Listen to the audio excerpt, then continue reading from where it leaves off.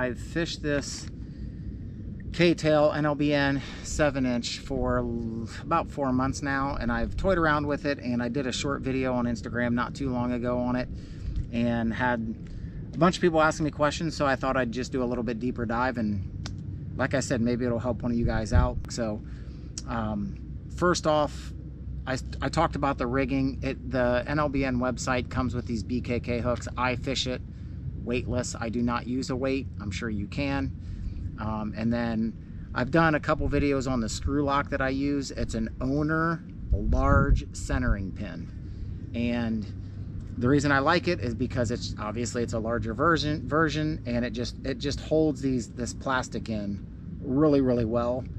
And so I screw that in the top, and then I just, you know, hook it through the belly like you would any other normal bait that you use a centering pin on, and, you know, continue to fish it surface high, weightless. And so the colors that I've used, they have 4, and I've used 3 of the 4. I have not used the bone. I've used again, I don't know that there's, I think one of them's called butter. Regardless, there's basically a dark gray, a light gray, and then there's like a golden, this is the light gray color, the one that I just showed. And then there's a darker gray, has a little bit more of a blacker back, and then there's like a brownish golden color. I fished all 3 of those. Personally, I don't think it matters. I don't think the color matters at all. I have seen some mullet that are in that more of that tannic water that we have, especially when we get a lot of rain. This water gets like a coffee color, and you'll see some mullet that are jumping around that have that golden brown tint to them. So this is the brown color's the only color I had left over the past week, and I caught all my fish on it. I had since ordered a new batch, and I personally like this lighter gray right now because we have kind of murky water here in Matlacha. Again, I don't think it matters. The rigging, the 10-0 beast hook, it's not a beast hook, it's just the 10-0 BKK hook, but it is a beast of a hook. That is perfect for this bait because it gives you so much space. And you see, I don't fish it with the hook all the way penetrated up against, laying against the bait like that. I fish it right in the middle. And so I think when those snook come up and hit it and they push it down, you have this huge area. And I haven't had a problem setting the hook on with this thing. So those are the colors. That's how I rig it. I'd say the one thing that I've learned on it is you're going to get a ton of followers, a shit ton of followers, and a lot of them are going to peel off. So if you ask me the best time to fish it, most people know snook fishing, the best time you can fish is early morning, late night, sunrise, sunset. But other than that, I would say you want chop on the water, and it's best in low tide, although most baits are. So if you can get some wind, some chop, and low tide, that's, if it's not sun up or sun down, that's gonna be your best bet. Any time there's windy or chop on the water, I just think it breaks up the sunlight to the water, and they don't get a good, they just don't get a good look at it. It looks like looks so real, and it looks like a mullet that they just can't resist it. So what I found when it's slick calm like this, what they'll do is they'll come up, especially when it's high tide like tonight, is they'll track it, and then they just won't commit to it. What I have not, I don't think I've caught a fish yet, a snook on this bait, when I've killed it. So if I had to recommend something, again, I'm no master snook fisherman, trust me. So I've learned everything through YouTube videos and listening to other people and just basically time on the water. So trust me when I say I am no master at this. So when I go out and I try something new, I fish almost every day. So I just spend a shit ton of time on the water and then just see what works. What I've found is if you kill it, they will 100% peel off of it, on it. They're not committing. I just think, and again, this is high tide. And let me back up to relative high tide. My high tide is, I'm not fishing anything more than, I jump in, most of the water I'm fishing is waist deep, chest deep. So low tide is ankle deep. So this is strictly backwater, mangroves, back in the back. I try to get as far back away from the boats as possible. I'm trying to fish for fish that a lot of, unless you're on a kayak, you can't get to. Now the small flats boats can get back here, but for the most part, when I say high tide, I'm talking chest deep. Low tide is 6 inches to a foot of water. Slick, calm, high tide water, when I've had several dozen snook come up, and you'll see them come up and wake, and they'll start tracking it. When I kill it, they're off. They do not commit to it. I don't know why. It's just my experience. So then what I tried to do was I tried to speed it up. And at one point in time, I had a snook tracking it, and I didn't think she was going to commit, so I tried to speed it up. You know, it's a lot different than a spook, because a spook you can twitch. And if you twitch a spook and they come up and they start tracking it and you kill it, it's obviously at the top of the water, but to get them to commit, you can twitch it again, but it's staying right in their grill. So they may come up and commit to it at that point. Whereas this, the only real way you can get them to commit to it is if you half handle turn or full handle turn, but then you're jerking the bait away from their mouth. And I made the mistake of doing that, where one was getting ready to commit to it as I was just reeling, and I twitched it and she missed it. So I stopped doing that. So now what do? I reel it, and when I see that big weight come up on it and she starts tracking it, I just continue to do like I'm not even seeing the fish, and I'm hoping she's gonna hit it and she's gonna commit to it. If she doesn't, and she's not close enough to me and she hasn't seen me and peeled off on it, then I try to reel up as fast as possible, and I'll actually try to, especially if I see her weight going down and it's starting to dissipate, I'll throw right back in there and then try to get her attention by reeling it either really fast around her or just twitching, you know, popping it on the surface, something to get her attention, and hopefully that way she strikes it. But you're going to get super frustrated. If there's one thing I can tell you is be patient. You're going to get super frustrated because they are not committing to this thing all the time. They're waking up behind it, and then they'll peel off on it, and then you're going to start cussing yourself. So just be patient. There's going to be times where you go out and you're going to get 7 of them that wake up on it and peel off, and you think this bait's terrible, and then the next night you're going to go out and they're going to murderate it. So you just got to be patient with it. The way I'm waking it is when it lands and I'm reeling, I immediately try to get that thing on top of the surface or just below. You know, you want that wake. And then, as you have probably seen in many of my videos, is I'm popping the bait. So it's tracking in the water, and then I'm either using my rod tip or I just quick handle turn, and it naturally just rises, and it makes this a really unique, I wouldn't say it's like a popper for you bass fishermen, but I'm sure you can hear it in my videos, but it's just popping. It's just making this little splash. And I honestly do think I think some of them get behind it that I can't see, that are under it, that are not waking it. And when they see that pop, I truly believe that's what's making them commit to it. So that's the only way I fished it. I'm sure you can put weights on this, and I'm sure you can run it underneath the water and be just fine.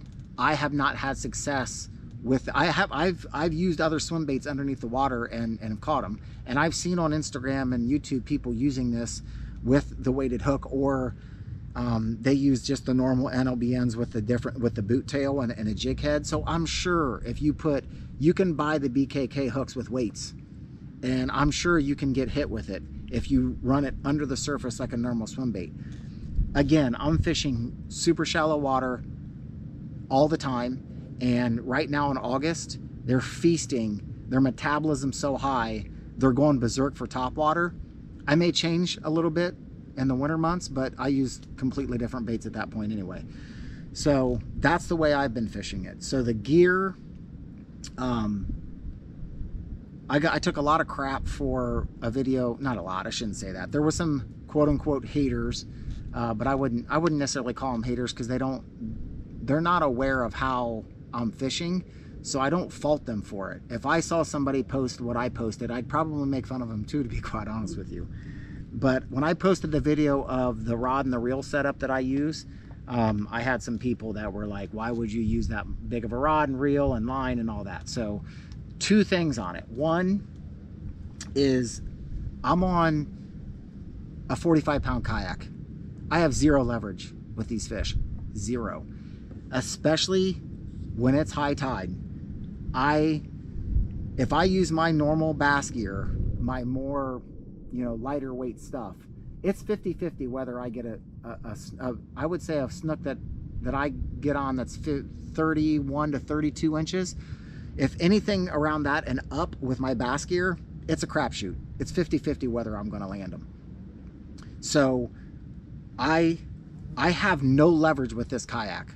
I have a little anchor on my side. I'm sure you've seen in some of my videos that I quickly pitch out. If I get a big enough snook on her, or she's turning me in a certain direction and I know she's going to start, you know, gaining leverage on me, I'll throw my anchor to try to combat that. So I have no choice, especially when I get into tight situations. If I get a big snook on, they have all of the advantage. So I'm trying to up one. I'm trying to up them. So I'm throwing, when I learned the type of fish that was coming up and hitting this bait, I first started throwing it on just a normal heavy rod. And then the first 2 or 3 snook that came up and hit this, I thought to myself, okay, there's going to be some giants that are going to be smashing this thing, and I'm not going to put myself in a position to lose them. Which kind of leads into the second reason that I use what I use is, when I come out fishing, I rarely come out to quote unquote fun fish. When I leave my dock, I am trying to fish for the biggest fish in Matlacha, in the state of Florida. My goal every time I go out is to try to catch a 40-inch snook plus. Now, my goal is actually, I want to catch a 43. That's my goal off my kayak in this area. I don't know if it exists, but I'm going to damn sure try. So I do not want to go out throwing this bait and be in a position where she's dragging me and jet skiing me around the bay because I don't have the equipment. I want to have the best advantage possible when I'm fishing this bait and when I'm out targeting big snook. I do go out and fish for the smaller ones. The other day I came out and it was super calm. There wasn't a lot of water moving yet, and I was waiting for the tide to get down. And so I just picked up the 5-inch just to have some fun. But yeah, most of the time when I come out, it's go time. Like I want the biggest snook in my lifetime every single time I make a cast. So yes, I use a very big setup. This is a Mega Bass Destroyer, TS Destroyer. It's the Casino, and I love it. It's a very heavy rod. So if you are looking to, if you want to buy something featherweight, like all the rod manufacturers that are making all these rods today, that feel like you're holding a stick in your hand, this is not the rod for you. This is a beef stick. This thing weighs a lot. And then with this reel, which also I think is 11 ounces, this is a Daiwa Alexa. And I am in the process of trying to lighten up my reel just because it can get taxing if you throw this for hours on end. But this setup has been absolutely awesome. I think there's a new Daiwa Alexa out. This is the older version of it. But this 50-pound braid, 50-pound leader, this is by the way, this is an expensive rod. I'm addicted to fishing, so I buy the most idiotic shit ever, and I spend my money just dumbass ways, and that's on fishing. And this is probably one of my more expensive rods. It is a 2-piece rod, so it is ferruled. It does come apart, but once you stick it in and you line up the guides, it's never coming apart ever again. So I couldn't recommend this rod enough. The great thing about this rod is if you put braid on it, you can use it as a soft bait rod, but if you put mono on it, you can 100% use this as a treble hook. It's a 7.7. That's the other thing I like about it too. It's not a big old 8-foot rod. It's a 7.7, so it's relative in the swim bait game. It's relatively shorter. Super happy with it. I was actually only using it for bass fishing, and then I originally started throwing this on a regular heavy, and it threw it fine. But when I had a couple snook come up and hit it that were well in the high 30s, I was like, okay, I'm not screwing around with this bait. I'm getting the meat stick out, and if I get a big one, she's coming to the kayak. So the last thing I would say is, for me, I personally like low tide the best. That's when you swim this over a snook's head. This whole past week in the Matlacha area was low tide, and it was super low tide because of the full moon. And that's where most baits, for me, you're going to have success during low tide. Even when I run my spook or I run my Big Easy, you're going to have the most success during low tide, just because it sucks all those fish out from the mangroves, and then, you know, they can't run you up in there when you get hit, and you have a little bit more leverage. So that's when this is going to shine, is low tide and swimming it on the surface, popping it. And you're probably going to get a lot more followers on high tide and that mid-level. But even last night, I had 2 really good strikes on it, and it wasn't low tide. You're just going to, in my opinion, you're swimming it this way and fishing in this way, higher in the water column, and breaching it like I do when it's high tide. You are going to get more followers and less commitments fishing it that way on high tide. But when they come up and hit it, it's pretty badass, and I love it. I mean, they'll follow it all the way to the kayak and just absolutely murderate this thing, and I can't get enough of it. The way this thing swims and the action of the tail, I think what separates this bait from other baits is because it's so lifelike, and because it looks so real, and because that tail does such a good job back there. When a snook just gets a glance at it, it looks real to him or her. So other baits, I'm sure, you know, they glance at, or they get out of they side eye it, and, you know, maybe they don't commit to it as much. I think what helps this is because it is so realistic, and it swims so well on its own without imparting action, that when you pop it and you just get that I mean, they see it, and they just, when you pop it in front of them, they can't resist it. Something in them is innate to where they have to absolutely crush this thing. So that's yeah, that's my setup. That's what I've been fishing it with. Like I said, all 3 colors. I don't think it matters. I think if you get a pretty beefy rod, I will say, the one thing that you have to make sure, if you are going to get a bigger rod, is you want it to bend. Do not get a meat stick. You want that flex. Like this is guides, the first to second guide, and I can just barely start to get the flex, but I start moving it up, and I can, you know, for this is an extra heavy, and for me to start bending this rod right there in the middle and start flexing it, and I can start flexing it almost right there. You need something that is going to bend. You are using 50-pound braid to 50-pound leader, and they are going to crush it right at your boat or your kayak.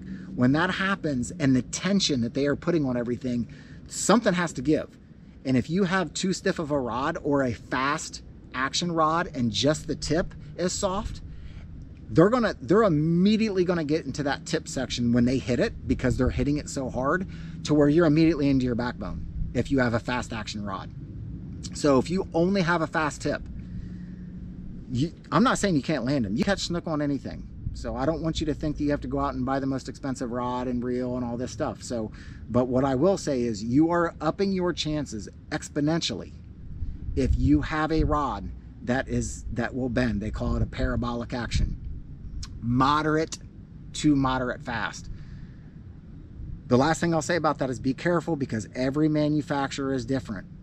Most of you guys know this that are probably watching this, that have fished enough, that you can go buy a rod that says moderate from Lew's, and then you can go buy a rod that is moderate from Daiwa or Shimano, and although every single rod says moderate, they all flex different. So I wouldn't just go buy a rod on a whim. I would make sure you know what you're buying, and you want that rod, although powerful and although it's beefy, right? Because it's pretty much either a swim bait rod or a flipping stick or a jig rod. You want those. There are enough jig manufacturers out there, or excuse me, manufacturers making jig rods out there that do have a more parabolic bend, because a lot of fishermen are starting to run braid to leader when they're throwing jigs. So I can't stress that enough. That's pretty much it. Toss this baby out. I point my rod up, get that baby waking on the surface. Every 2 or 3 handle turns, pop it with my rod or half turn on my reel, and just go fishing, dude. I fish in Matlacha, so I'm all over the place. I try to, if I find a group of fish, I go back there multiple times during the week. But if those fish go away or the tide changes, then I'm all over the area. But a lot of times I let the wind take me. A lot of my fishing's geared towards which way the wind's blowing, because this kayak's so light, and I just hop on it, let the wind take me, and I just start casting. So hopefully that helps.